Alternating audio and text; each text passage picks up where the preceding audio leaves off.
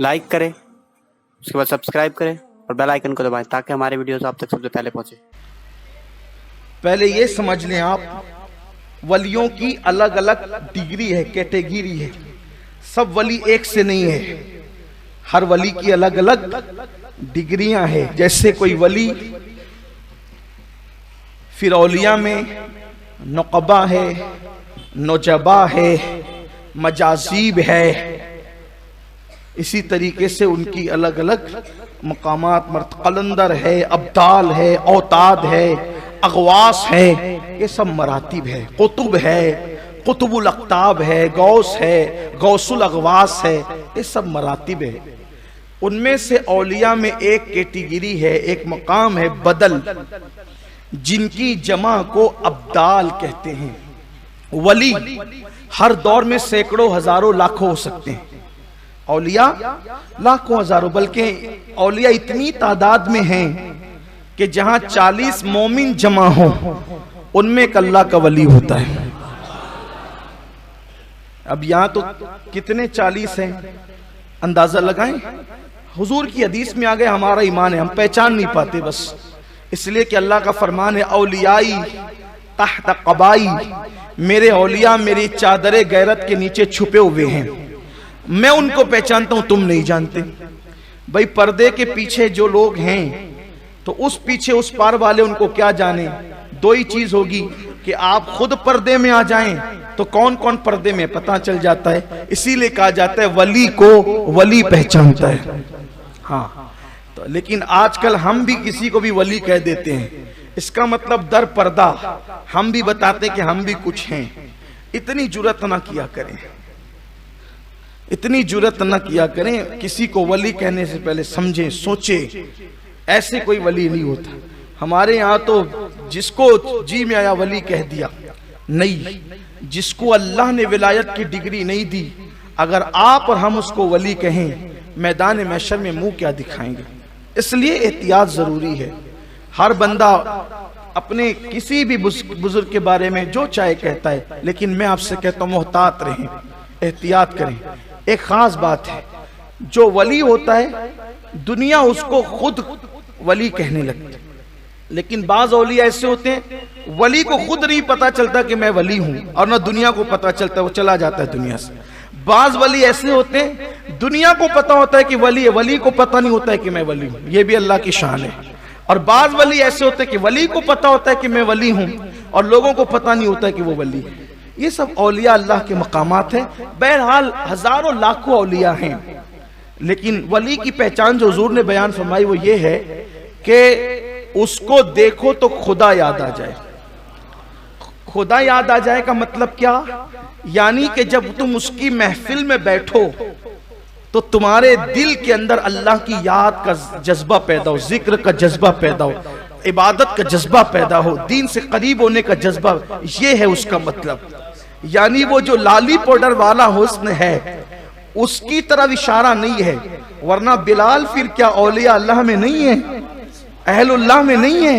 तो ये बात बहुत वो है कि ये दिल जिंदा होते।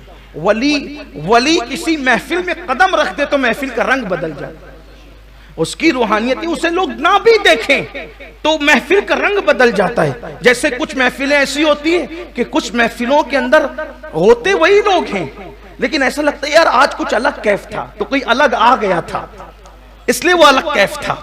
ये चीजें होती है, खतीब वही, मजमा वही, महफिल वही, लेकिन रंग बदलता क्यों है? क्योंकि ये उसकी रूहानियत काम करती है, उसके दिल का कनेक्शन मुस्तफा जान रहमत से जुड़ा होता है। आपको नहीं पता, गौसे पाक जब तक के बगदाद में कदम नहीं रखते, इमाम गजाली उस वक्त रेशम के जुब्बे पहनते थे, बादशाहों की सोहबत में बैठते थे, वजीरों के साथ बैठते थे आलिम थे, फकीर थे, मुहद्दिस, सब कुछ था, लेकिन दुनिया का रंग इतना गालिब था कि रेशमी जुब्बे पहनते थे।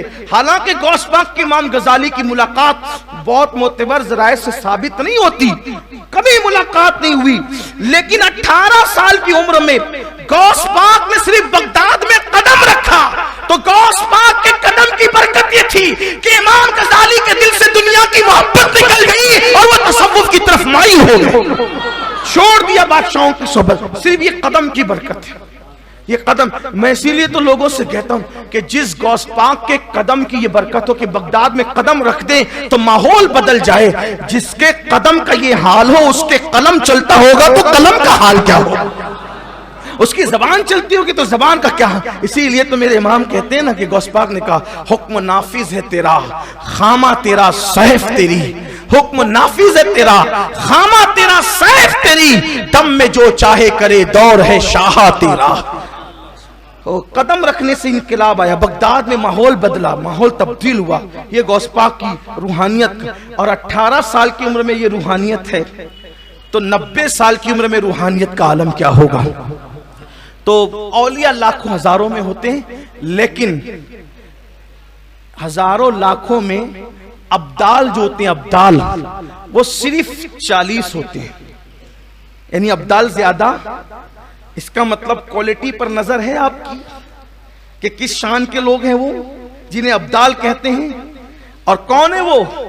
سرکار علیہ السلام فرماتے انہی کی وجہ سے بارش برستی ہے. حدیث پاک ہے، اجابت الغوث علامہ شامی کی کا مختصر سا رسالہ، اس کے اندر یہ روایت موجود ہے. ان کی وجہ سے بارش برستی، ان کی وجہ سے مصیبتیں دور ہوتی ہیں، ان کی وجہ سے تکلیفیں دور ہوتی ہیں، ان کی وجہ سے زمین سے اناج اگتا ہے. اب سمجھ میں آیا ابدال کون ہے، ابدال کی شان کیا ہے. اب سنو حضرت محبوب الہی ہمارے مرشد کیا فرماتے ہیں. فرماتے ہیں کہ غوث پاک کا ایک مرید غوث پاک کی خانقاہ میں داخل ہوا تو کیا دیکھا کہ دروازے پر ایک آدمی گرا پڑا ہوا ہے، زمین پہ خاک میں پڑا ہوا ہے. اس کے ہاتھ پیر کام نہیں کرتے، وہ روتا ہے، کہتا ہے کہ معاف کر دو معاف کر دو معاف کر دو. کون کہہ رہا ہے؟ محبوب الہی بیان کر رہے. ان کے الفاظ، ان کی فرامین کو میں اپنے الفاظ کے جامع میں پیش کر رہا ہوں. غوث پاک کا مرید خانقاہ میں آ رہا ہے، ایک بندہ ہاتھ پیر سے معذور مفلوج پڑا ہے اور کہتا ہے مجھے معاف کر دو معاف کر دو.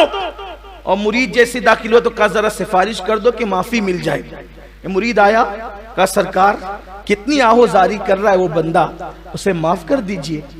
سرکار غوث پاک فرماتے ہیں تجھے پتا ہے وہ کون ہے؟ کون ہے تجھے پتا ہے؟ نہیں حضور مجھے کچھ بھی نہیں پتا، بس اتنا ہے کہ اس نے مجھ سے کہا کہ بھئی معاف کر، معافی ملا دو، تو میں سفارشی بن کر آ گیا معافی مانگنے کے لیے. فرمایا بیٹے وہ ابدال ہے، ابدال ابدال میں سے ہے. وہ کون؟ چوکھٹ پہ پڑا ہوا، چوکھٹ پہ وہ جو بندہ پڑا ہے وہ ابدالوں میں سے معمولی آدمی نہیں ہے. احادیث جن کی فضیلت بیان کر رہی ہیں فرماتے ہیں میرے مرشد غوث پاک وہ ابدالوں میں سے. کہ حضور اس کا یہ حال کیسے ہو گیا؟ فرمایا یہ اور اس کے ساتھ 2 لوگ اور تھے، وہ بھی دونوں ابدال تھے. یہ تینوں بغداد سے اڑتے ہوئے جا رہے تھے. اللہ نے ان کو اڑنے کی طاقت دی، قوت دی، صلاحیت دی. یہ بغداد سے اڑتے ہوئے جا رہے تھے. جیسی میری خانقاہ آئی، اس کا ایک دوست دائیں ہٹ گیا کہ شیخ عبد القادر جیلانی کی خانقاہ آ گئی. اس کا دوسرا دوست بائیں ہٹ گیا کہ شیخ عبد القادر جیلانی کی خانقاہ آ گئی. لیکن یہ نہیں ہٹا کہ وہ بھی ولی میں بھی ولی، تو میں ان کی چھت پر سے جاؤں گا. جیسی میری خانقاہ کی چھت پہ آیا قدرت نے اس کو اٹھا کر کے یہاں میری چوکھٹ پہ گرا دیا کہ عبد القادر کی چھت کا جو احترام نہ کرے اس کا انجام یہی ہوتا ہے. مجھے بتاؤ اگر ابدال ان کی چھت پہ سے جائے تو گرا کر کے دروازے پہ ڈال دیا جاتا ہے. جب ان کی چھت کی تعظیم کا یہ عالم ہے تو ان کی ذات والا صفات کی تعظیم کا عالم کیا ہوگا. پھر غوث پاک فرماتے کیونکہ کریم الابوین تھے، کریم ابن کریم، سخی ابن سخی، داتا ابن داتا، آقا ابن آقا. سرکار غوث پاک فرماتے ہیں تو نے کہا جا میں نے اس کو معاف کر دیا، جا میں نے اس کو معاف کر دیا. ایک کہنا تھا معاف کر دیا، وہ پھر اڑتا ہوا چلا گیا. یہ ہے غوث پاک. عام ولی جب قیامت میں کام آتے ہیں، غوث پاک کیوں کام نہ آئے دنیا میں کیوں کہ اسی لیے غوث پاک فرماتے ہیں میرے مرید گھبرا مت، میرے مرید گھبرا مت. اگر تجھے ٹھوکر لگے اور تو گرنے لگے تو میں تیرا ہاتھ تھام کر تجھے گرنے سے بچا لیا کرتا.